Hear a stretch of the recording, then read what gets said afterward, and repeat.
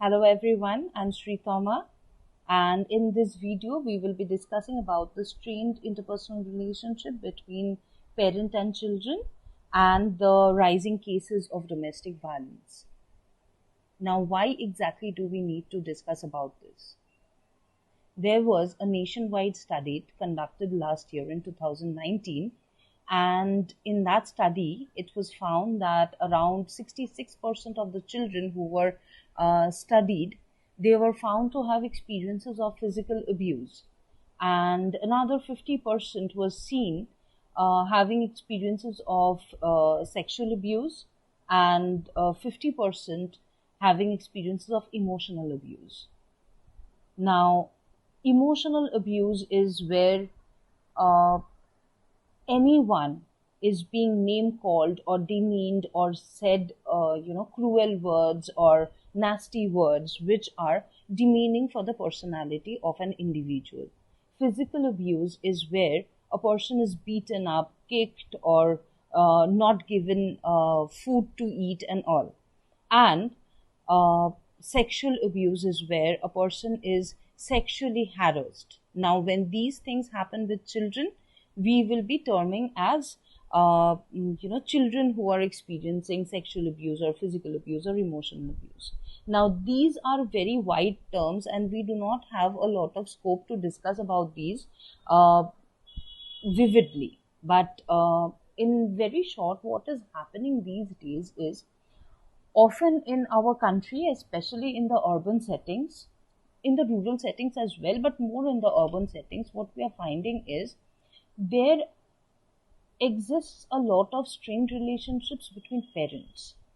And when parents are going through a lot of emotional crisis, when they are having anger issues, or maybe they are having some emotional problem where they are showing aggression towards one another, or maybe one is showing aggression on a general state, what usually happens is, since most of us are staying in a nuclear setup, children get involved. So when parents are fighting, it is often seen that they directly or indirectly involve children.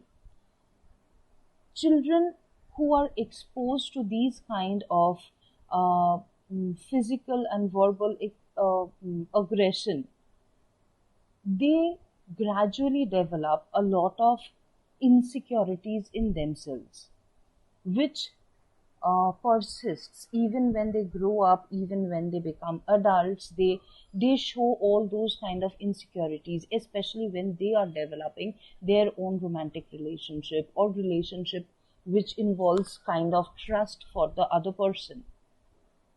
It becomes very very difficult, because when parents are fighting in the home and they are involving children, they are displacing their anger on the children, they are name calling, they are threatening the child, saying that we will be leaving you, or there is a lot of threatful atmosphere in the house where parents themselves are saying that it is impossible for us to stay together, and it's better off if we are not there together, and so on and so forth. So what happens is, there is a kind of emotional trouble that the child experiences, and these create permanent scars in the personality of children, thereby giving rise to generations where there will be emotional instability, where uh, children, they will either internalize by developing depression, or they might externalize where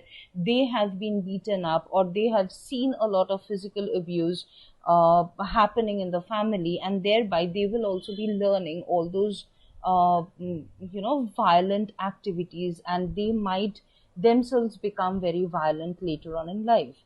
It is often seen that these disturbances at home, these emotional instability, these uh, verbal aggressions and the physical aggressions going on inside the house, are one of the major reasons for substance abuse, which is also rising in number amongst adolescents these days. It is one of the reasons, like domestic violence is one of the reasons for increased number of substance abuse amongst children these days.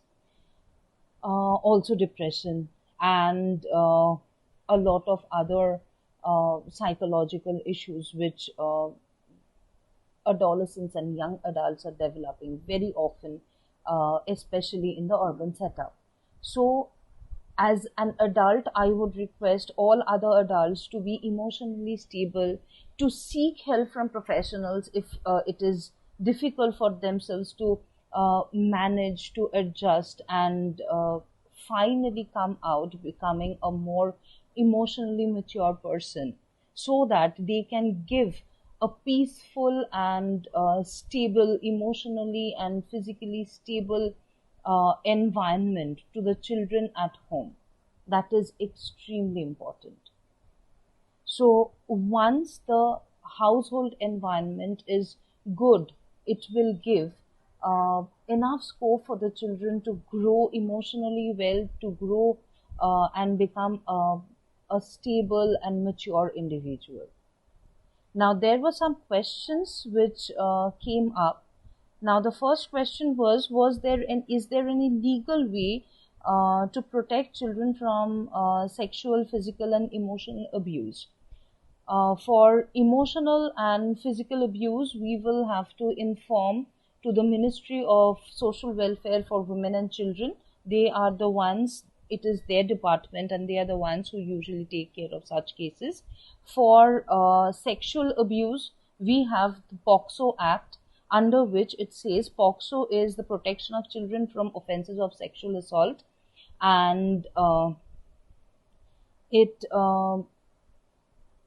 like there are information boxes. The number of POCSO information boxes available everywhere in Google.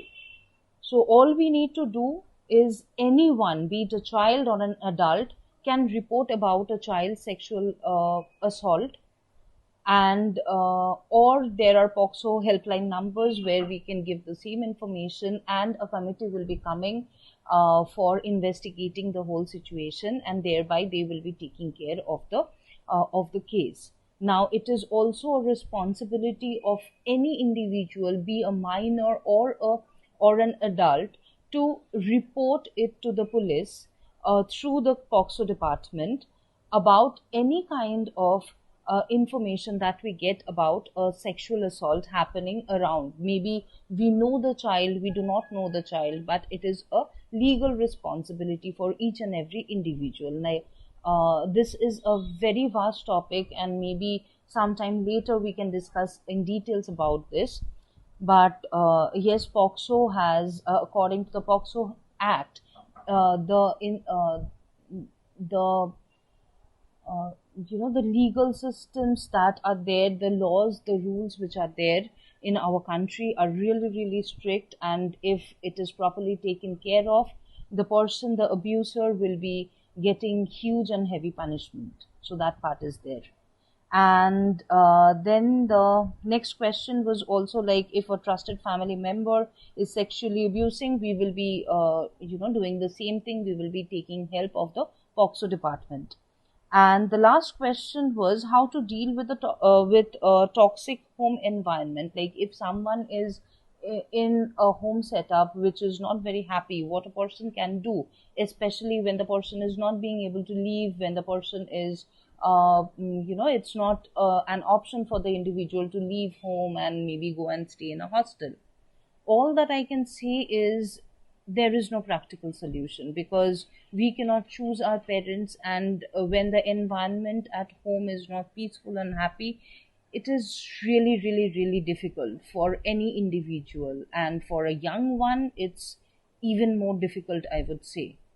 All that we can do is we can set up goals for our own selves, we can stay busy with those, and we can get involved in a lot of things for which we will have less time and scope to spend at home, so that the all the negativities, the toxicities which are existing inside the home can be ignored if we have a lot of things to focus on outside.